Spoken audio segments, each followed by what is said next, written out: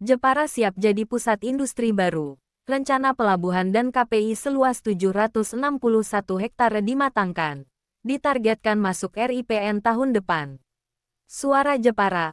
Pemerintah Kabupaten Jepara menunjukkan keseriusan penuh dalam memajukan ekonomi daerah dengan mematangkan rencana besar pembangunan pelabuhan dan kawasan peruntukan industri (KPI).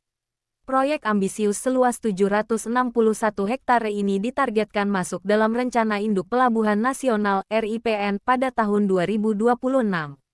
Kepala Bidang PISDA Kabaperida Jepara, Dwi Yogo Adiwibowo, menjelaskan bahwa proses penyusunan Feasibility Study (FS) atau studi kelayakan telah mencapai tahap krusial, ditandai dengan pelaksanaan Focus Group Discussion (FGD) pada Kamis tanggal 27 November tahun 2025 di kantor Baperida Jepara.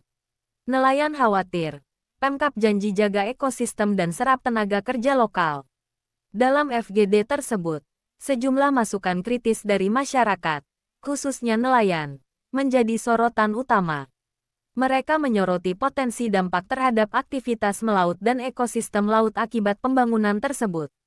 Menanggapi hal ini, Yogo menegaskan bahwa seluruh aspek pembangunan harus memperhatikan sosial, lingkungan, dan ekonomi. Semua harus memperhatikan aspek sosial, lingkungan, dan ekonomi. Harapannya, ketika industri berjalan, masyarakat juga bisa menjadi tenaga kerja, ujar Yogo. Pemkab Jepara menjanjikan bahwa pembukaan lahan KPI 761 hektare akan dilakukan secara bertahap dan terukur, misalnya dibuka 100 hektare dulu untuk meminimalkan dampak lingkungan dan memastikan penyisihan ruang terbuka. Proses panjang menuju investor dan RIPN, FS pembangunan pelabuhan dan KPI kini sudah mencapai 80% dan ditargetkan rampung pada Desember minggu kedua 2025.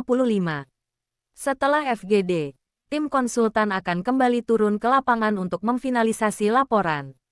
Dalam tahap laporan akhir di bulan Desember, Pemkab Jepara berencana kembali mengundang berbagai pihak, termasuk perwakilan masyarakat, kementerian, akademisi, dan komunitas.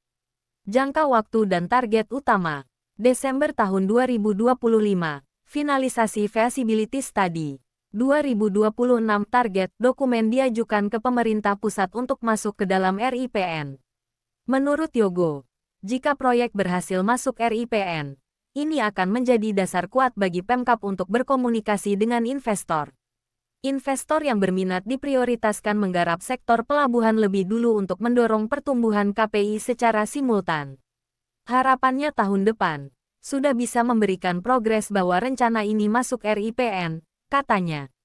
Pemkab juga melihat proyek ini sebagai peluang besar untuk mengoptimalkan lulusan SMK di Jepara, sehingga masyarakat lokal dapat menjadi tenaga terampil yang dipekerjakan. Yogo menekankan bahwa pembangunan fisik pelabuhan harus memenuhi standar keselamatan pelayaran, termasuk adanya breakwater agar kapal dapat bersandar dan beroperasi sepanjang tahun. Ia juga memastikan bahwa rancangan pelabuhan ini tidak boleh mematikan pelabuhan utama di Semarang. Rencana ini menunjukkan langkah serius Jepara menjadi kawasan industri baru.